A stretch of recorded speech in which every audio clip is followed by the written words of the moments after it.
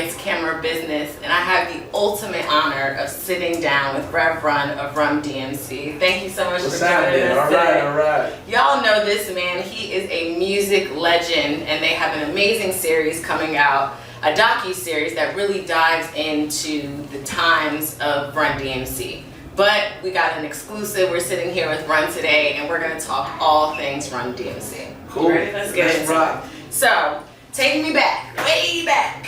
Take me back to a young Joseph Simmons sitting in Queen's basement in NYC. You know, we're coming up on, actually we're in the 50th anniversary of hip hop. Yeah. Tell me, as a young Joseph Simmons sitting in that Queen's basement, did you ever think hip hop would be the leading genre of the world? I'm gonna call it that because I'm a hip hop girl. Right. The leading genre. I believe it is. That wasn't really on my mind. I was just learning in the basement. I was in DMC's basement. He taught me how to DJ. Him and his brother had turntables. And then I took it to my attic and I bought turntables and I honed my craft.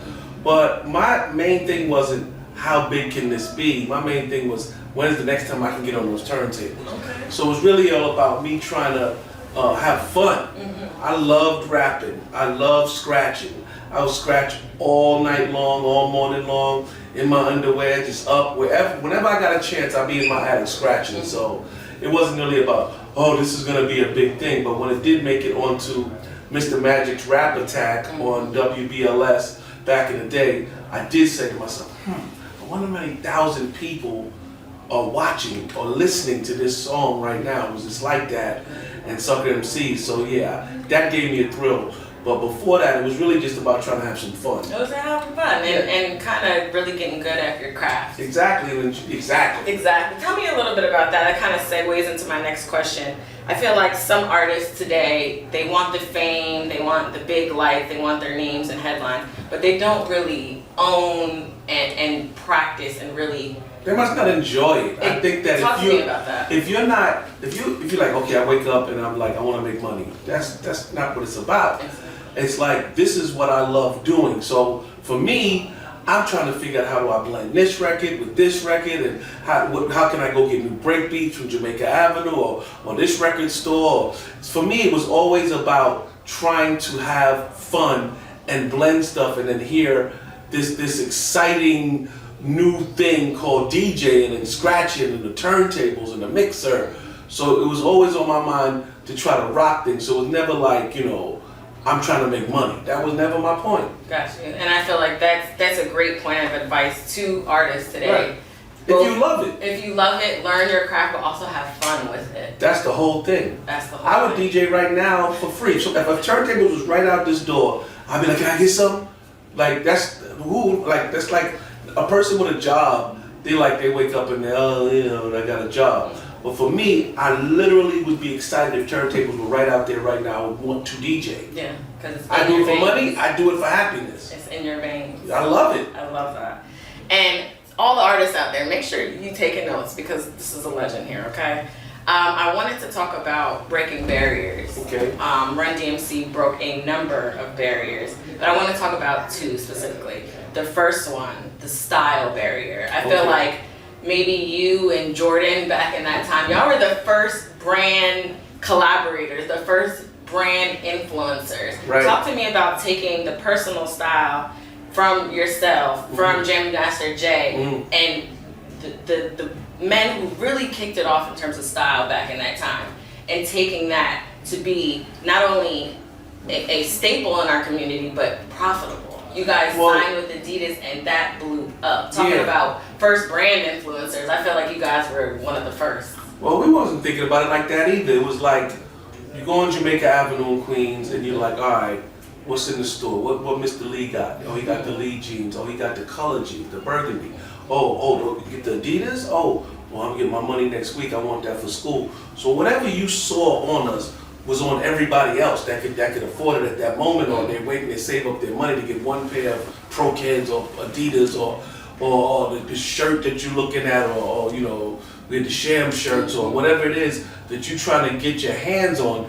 This is what it was about. So when you seen it on television, if you went back to Around My Way, everybody had on the same thing. We was all rocking that stuff. So we were the people that took the beat from the street and put it on TV. So we wasn't the first. We were the first you got to see. But if you went to Rack Around My Way, you see people on the corner with the same thing we got on. The only difference was we were becoming stars. So you were seeing Run DMC in street attire. Okay. And on our TVs, which connected with New York and abroad. And that's what everybody had on the same thing. When you saw Run DMC, you didn't see stars, you saw yourself. That's what DMC said. I love that. And I definitely saw myself in you guys. I'm a 90s baby, but I definitely saw myself. Yeah, I know. Everyone saw ourselves in you guys. So shout out to you guys for that. Another barrier, which is an amazing barrier you guys kicked down, was the music crossover. Right. Working with Aerosmith, doing that rock collab. Tell me a little bit about that, about being a multi-dimensional artist and also a multi-dimensional black man back in those days. You know, we didn't see many black people in hip hop working with white rock artists, and to me, that was a huge thing. Well, here's what happened. Back in the day, we didn't have records to rap over, so we had to go find beats. We'd either find jazz or we'd find old rock beats and scratch it and then rap on top of it. So it wasn't like we were saying, okay, we're gonna collaborate with Aerosmith. What happened was we pulled out the records that we usually scratch. Flash used to scratch them, Grandmaster Flash, Theodore, all these DJs would scratch anything we could find. If you could find a record that we could rap over, whether it was Billy Squier's Big Beat or Bob James Mardi Gras, you scratch these records and you rap on top of them. So the plan wasn't to get Aerosmith on it. That was when Rick Rubin came in and he's like, why don't you do the vocals over? I said, I never heard the vocals. I'm rapping over the beat. What vocals? Because the DJ's job was to make sure I don't hear the vocals. Because if I hear Steven Tyler singing, then I don't get a chance to rap because I'm just trying to rap over the first couple of bars of the beat. So it's psst, boom, boom, boom, boom. If he starts singing, it's a disaster. So when he's like, you need to go listen to what he's saying, I'm like, huh? So we went, we listened, and we did what he said, but we threw it to the side in our mind, like, okay, I don't know what this is gonna be, but it ended up blowing up. But that was never the first thought we had. The first thought was to scratch and rap over beats that we found in our mother's collection or in old garages. You find some beats, you pull them out, you scratch over them, rap over them, but you don't want to hear the vocals. But we actually took the vocals that time that the guy was saying and did it over. Got it. I just love how all these origin stories are super authentic. Like, you guys didn't start out to cross over into rock or none of that. Nah, we you started over beats. Exactly. Once that happened, though, what does that feel like?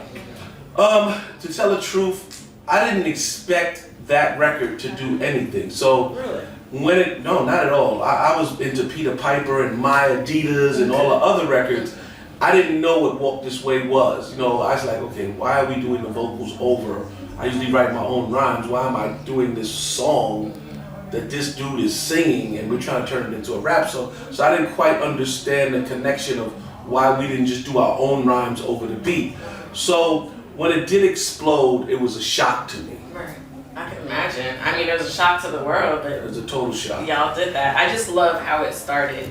Just wanting to rap over the beat. Yes, that was it. That was it. Finding beats that, whatever beat you could find, we would find wherever you could get it. Grandmaster Flash would find old rock beats, old jazz beats, old disco beats, whatever you could find.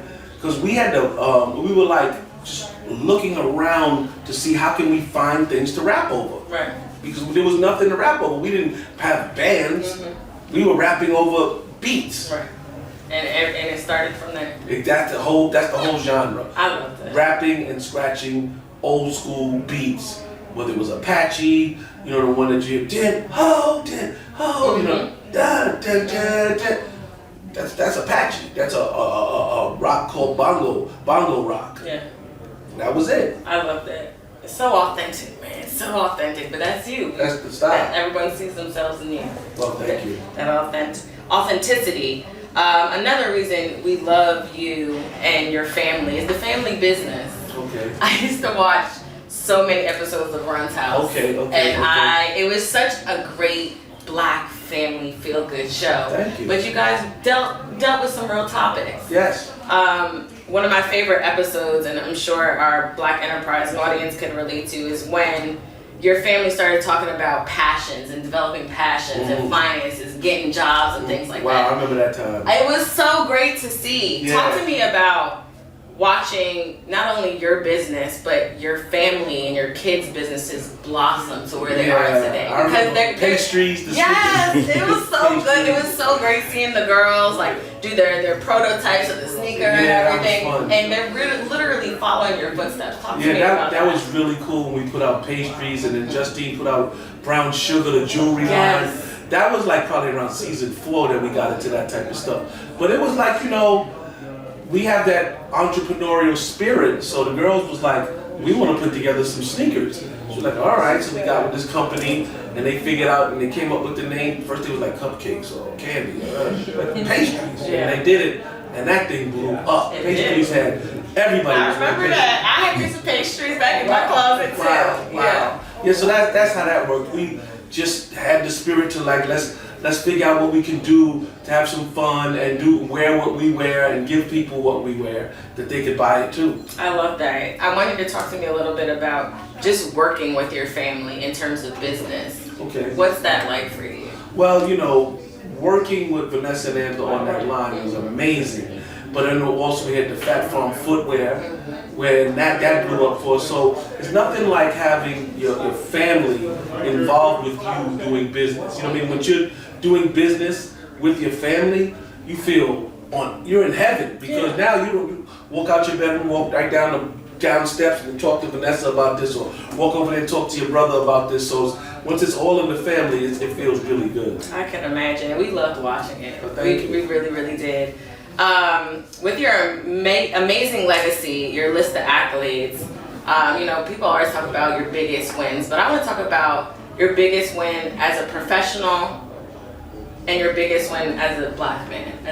Okay. Talk to me about both those, because I feel like we sometimes focus on professional wins, but we don't look at the person. And I feel like both of those are equally as important. Tell me your 2 biggest life wins, both personally and as a black man in this world. I'll start with the black man. As a black man, rap music came from black people. You know what I'm saying? So to be able to go out there and perform in front of huge large audiences, whether we was playing Live Aid, the crowd was like 200,000 people there, and as a black man coming out and looking at all these other type of people in the audience that aren't from Hollis, Queens, aren't from Jamaica Avenue, aren't from my way, you feel a sense of pride that you have affected people of all races, creeds, colors to want to jam to your music. So as a black person, that feels really good. And on a business level, you feel really smart when you say, okay, we're gonna play the Garden this week and we're gonna just promote this ourselves. I remember going from working with Fresh Festival to the Raising Hell tour, where we controlled the door. So whatever money was coming in, it's like at the end of the thing, like we write our own check. I love that. So that's how that works. I love that. Both of those are equally as important as you have reached GOAT status. Oh, thank you. As they say.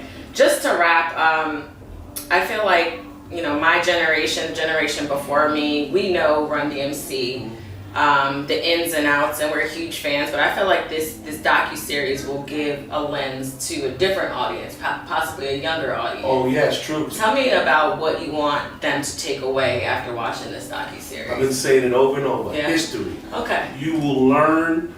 You're not only gonna be looking at, okay, I'm loving rap. You're a kid. But where did it come from? How did it start? Where did rap music come from? What is it with the beats and with the way we dress, and why do we dress like when we get on stage just like we are in the park? You look at entertainers today, they get on stage, and all the time they gotta get dressed to go out there. But we just put on what we had on and keep it on and get on stage. And as far as the music goes, I want them to learn how we put together records, and that was through the DJ. Okay. Definitely, I think that it's so important, this docuseries, like I said, for the younger generation to watch and to also learn from it. Learn the music side, learn the business side, and learn what it takes to really reach GOAT status. Very kind of you. Thank you. As you can say. Thank you, Rev. Thank you very much for having me. You are a legend. Thank you what you do for our culture. Thank you. Through TV, music, of course, business. Thank you for it all. Queens in the house. All right, Queens. Shout out to Queens. Thank you guys so much for tuning in to Lights, Camera, Business. We'll see you next time. never work.